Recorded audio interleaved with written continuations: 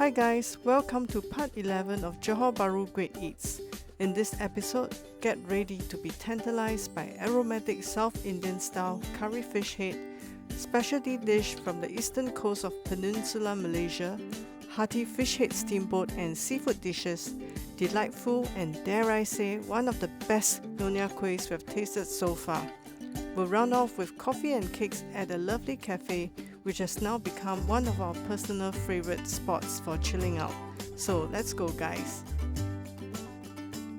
So guys, if I'm JB and you're craving for Southern Indian cuisine, check out this place called Amutha's. They're really good for their curry fish head and banana leaf rice. So let's go in and check them out. Let's go guys.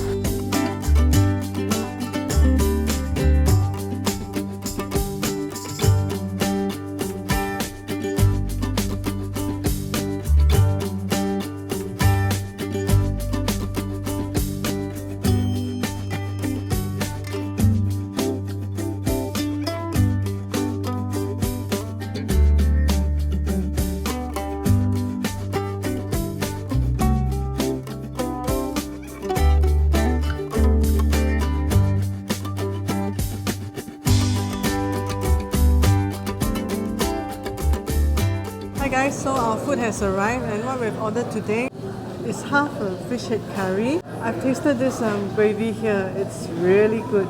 It's actually coconut milk based. It's not too sweet. It just has the nice coconutty aroma and mild sweetness. Very rich and full, robust curry. I think it's really good. And this curry comes with lady's finger, some chili, some brinjal as well. And besides the curry fish head, over here you can get banana leaf rice. So the banana leaf rice set comes with steamed white rice, fried cucumber. This is a mixture of cucumber, dal, carrot stewed together. What I really love is the pickle here. This is the mango pickle and this is the lemon pickle or achar. And this thing here is the fried chili. Very salty. The saltiness hits the tongue immediately, and I would say that the spiciness is not too spicy. I mean it's spicy but still tolerable for me. The thing that's really pronounced is the saltiness of this fried chili. I think it's been salted before it's deep fried. You kind of get the appetite going, and I think you are supposed to eat this in little tiny bites to go along with the rest of your meal. This mango pickle is also very good. It's sweet and sour and pretty appetizing, I must say. And this one, the lemon pickle, it doesn't look like lemon because it's been marinated with chili and all that. So I guess this is the lemon peel. And this one is really sour. Wow, very sour and spicy. More sour than spicy. Definitely very appetizing. I love the strong lemony aftertaste along with the chili. It's really good. Let's check out the fish. This is the fish here.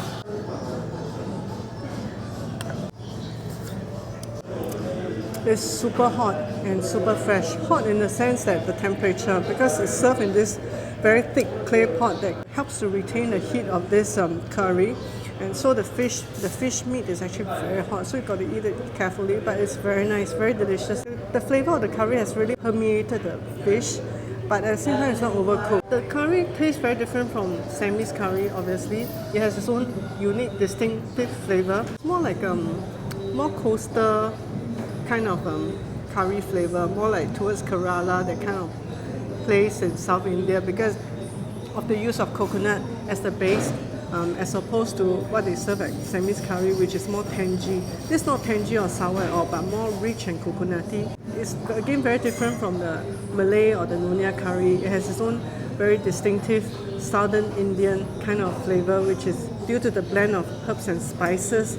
And one more thing, there's very little sweetness in the food so far, so we're very happy, because sometimes I've tasted Indian curry fish head that has a little bit of sweetness to it, so not exactly the way we like our curry fish head, but there's no sweetness to it. The only sweetness is the natural sweetness that comes from the coconut milk base, which actually enhances the whole curry flavor. Besides curry fish head and banana leaves, they do sell chapati as well as other Southern Indian specialties. I better sign on right now. I can see that my husband is salivating because the smell of this curry is really irresistible. So guys, the curry, I just tasted it, it's really good. It's not too spicy, so it's really thick and rich in coconut. So even if you're not someone who can take hot and spicy food, I think you should do just fine with this curry because it's not overly hot and spicy. So guys, finishing off with a nice and robust cup of masala tea without sugar. It's quite gingery. Perfect way to round off a very satisfying South Indian meal. Cheers. Hi guys, my wife and I, we just got back from Terengganu last week. Well, if you have not checked out our video, do remember to check out this video. Well, we fell in love with Nasi Kerabu and Nasi Dagang in Terengganu. So today we are here in Johor Bahru at this place called Nasi Kerabu Keyangan. So before you check out our video in Terengganu, let's go in and check out this place first. Alright guys, let's go.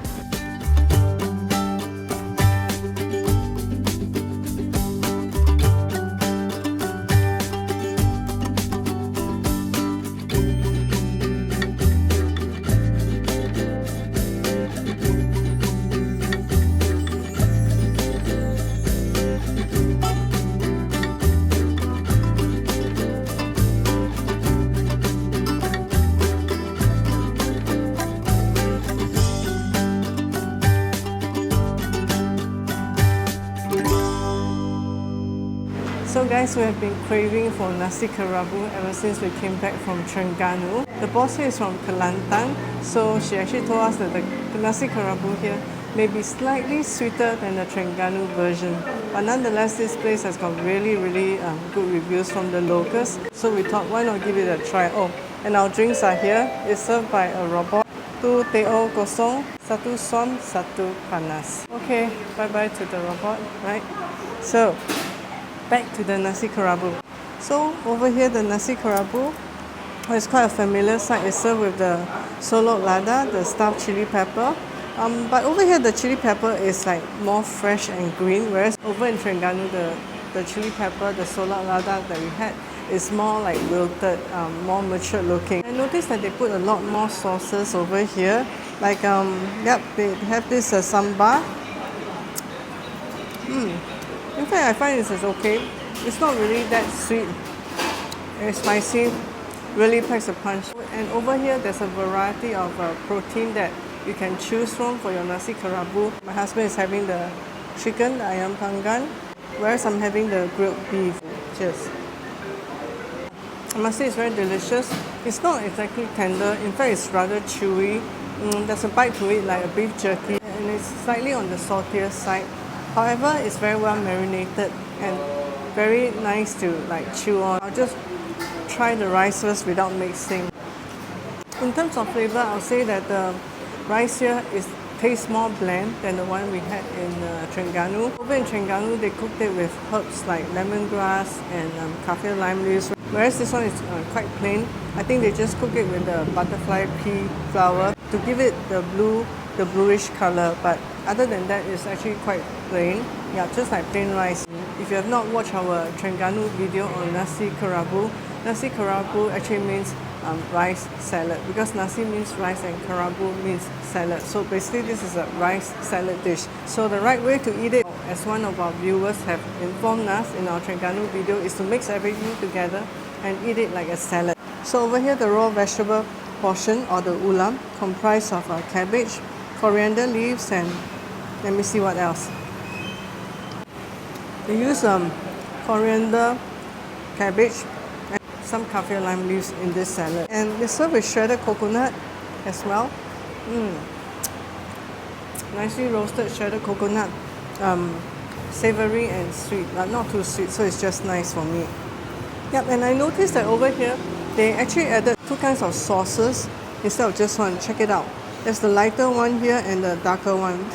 This one tastes like the nasi lemak kind of chili, whereas this one below is a more coconutty texture to it. Let me try out the solok lada. So solok lada is actually a Terengganu and Kelantan specialty.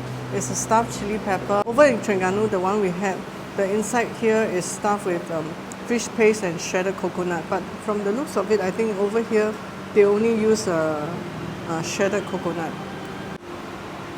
Having said that, it's very delicious. The coconut is creamy and savory and sweet. And I love the texture of the coconut shreds.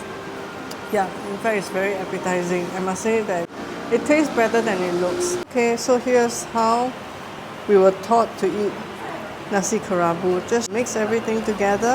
Going for my first mouthful. Cheers. It's delicious.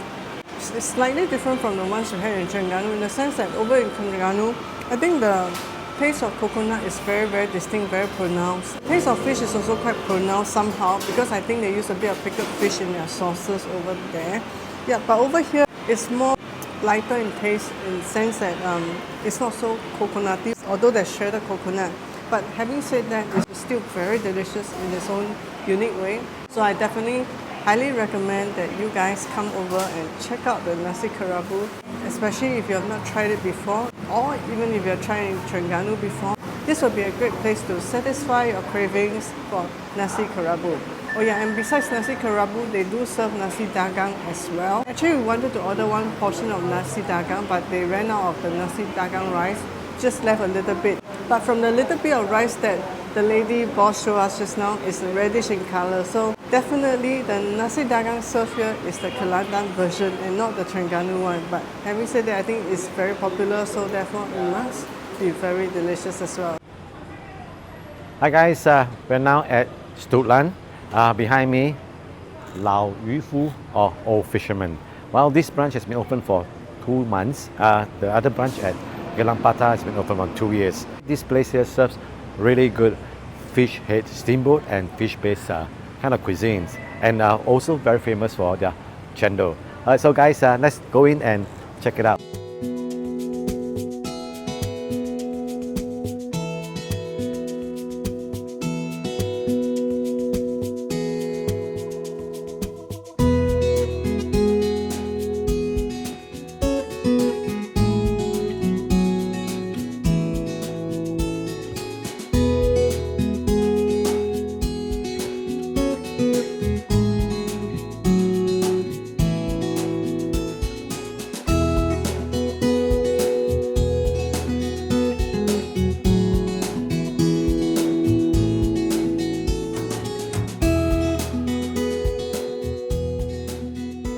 So guys, what we've ordered today is their signature green curry seafood. And this may look like a Thai curry, but actually in actual fact it's not. Okay, later I'll talk more about it. But check it out, it's full of ingredients, it's full of seafood like the clams, squid, the star pork, prawns, fish ball, as well as some fried bean curd skin. This portion is actually for one person, but because we're ordering a few dishes at the same time, so the staff here recommend that we just order a single person portion to share. And the next dish is this fish cake over here. This fish cake, according to the Sifu, the chef here, is 100% homemade, made from yellowtail fish. So it's very fresh, it's very springy as well. Finally, what we have here is their signature fish head steamboat that comes with yam. There's a deep fried fish head. Portion here is pretty generous, and this is enough for 2 persons. There's fish ball as well, and also tofu. So according to the chef, who is also the boss here, this is brewed from fish bones, purely fish bone. There's no pork or pork-based ingredients here. Oh, by the way, before I start eating, just want to highlight the condiments they have here. There's actually 4 different types of sauces that you can enjoy with your food, and according to the chef, this is his favorite, that's made with orange juice. Yeah, I've tasted it just now. It's really nice, sourish, and very refreshing. Definitely something I believe will go really well with the food here. So the theme of the food here is mainly fish-based and seafood-based. And besides all this, they do serve seafood porridge and fishball noodles. The fishball noodles is, by the way, their original signature dish because they started from selling fishball noodles. This is the homemade fish cake made with yellowtail. Let me try with the orange sauce. It's really very fresh, not too salty, not too springy as well. It's not like those fish cake that you can taste there's a lot of flour in it.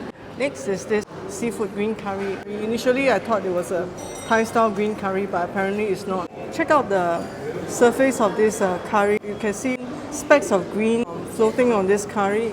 These are actually made of coriander and peppermint leaves, so it has a bit of a Hakka Lei Cha Fan taste to it. It does have that Hakka Lei Cha Fan taste, except that it has a sweetness of coconut milk to it. It's a bit like a fusion kind of curry, so very unique tasting, and I highly recommend that you guys check it out when you come over here to taste this very unique curry that you will not find anywhere else. Okay, let me now try out the soup here. As I mentioned earlier, the broth here is brewed from fish bones. There's no pork bones added to it. It's very nice. It's savory, very rich tasting, very nourishing as well. Cheers. I think if you're a fish soup lover, you'll definitely love this. And now I'm going to try out their fish ball, since fish ball is their signature here. It's not very salty and very springy. Very nice fish ball, I would say. By the way, all the fish here are purchased from a supplier in Indonesia who specializes in yellowtail fish, because in Malaysia there's no supply of yellowtail fish. So they got their supply directly from there, and it's all very fresh. There's no fishy taste in this soup at all, and no fishy taste in this fish. It's all very fresh, very sweet. Definitely something that seafood lovers will enjoy. And later on we'll try out their signature chendol, which according to the chef is also a must try. So guys, we're going to tuck it now. See you guys in a while. Cheers.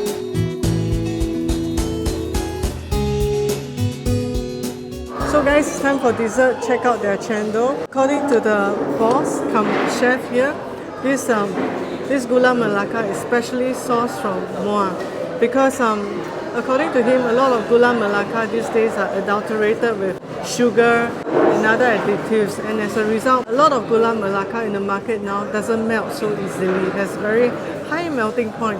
But this gula melaka from Muar is a very, very pure gula melaka that melts very easily. So the test for pure gula melaka is how easily it melts and how easily it can be cut. This is actually something very rare these days. Pure, 100% pure gula melaka from Muar. Besides the gula melaka, the other secret of this chendol is in the santan, or the coconut milk. And they use only coconut milk from young coconut, which are very fresh and very sweet. So there's a natural sweetness in the coconut milk here and a natural fragrance. So the chef is very proud of his chendol, and from the looks of it, check it out, it looks really nice. And I just had a taste of the gula melaka just now. Indeed, it's really rich and very rich, very fragrant, and you can really taste a slight sour undertone to the gula melaka combined with the fragrance of the gula melaka. Wow, it's really delicious. It's definitely one of the best chendol that I've ever tried. Guys, if you're a chendol lover, do not miss the chendol here. Yeah, definitely a must try. And according to the boss, their milk coffee and milk tea here are very, very good as well. But unfortunately, we don't have room for milk coffee or milk tea. Maybe another time for breakfast. So guys, if you are looking for good, authentic, fish-based dishes and very good chendol, be sure to check out this place, Old Fisherman. I believe your taste bud will be in for a treat. And guys, if you enjoy our video so far, do give us a like, subscribe and share. Hi guys, we are now at Sutra. Behind me, Lucky Family Traditional Food. Well, this place is very well known for their Malay Nyonya Kueh. If you guys like Malay and Nyonya Kueh, well, you have to check out this place, Lucky Family. And by the way, they do wholesaling too. Their kuehs are made every day fresh. Alright guys, so let's go in and check them out. Let's go guys.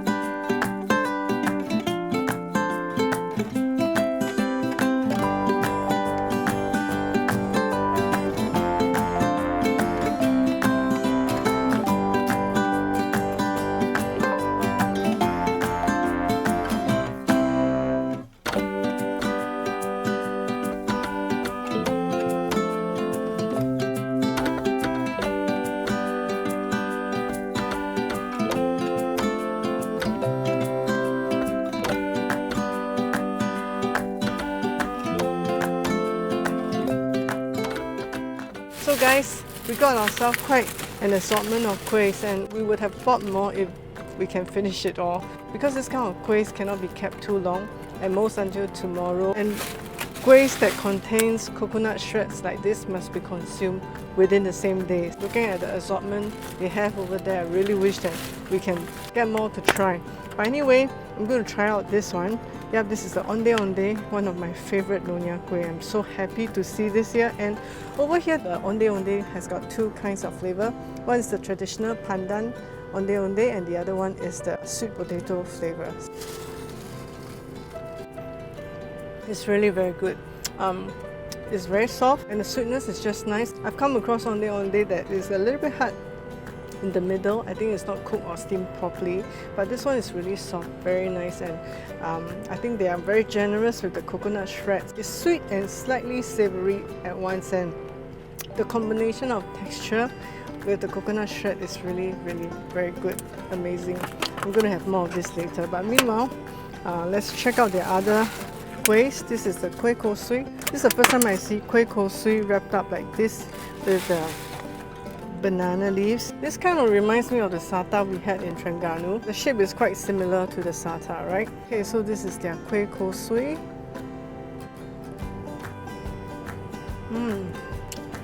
Wow, I love the chewiness of this. It's really very QQ, you know. There's a bit of udang sambal taste in it, but just a hint, because it's supposed to be sweet. I must say the flavor is very good. It's very unique. Definitely, guys, if you like Nyonya kueh, this is something you must try because it's really delicious and it's really soft. It's also filled with shredded coconut. Check it out.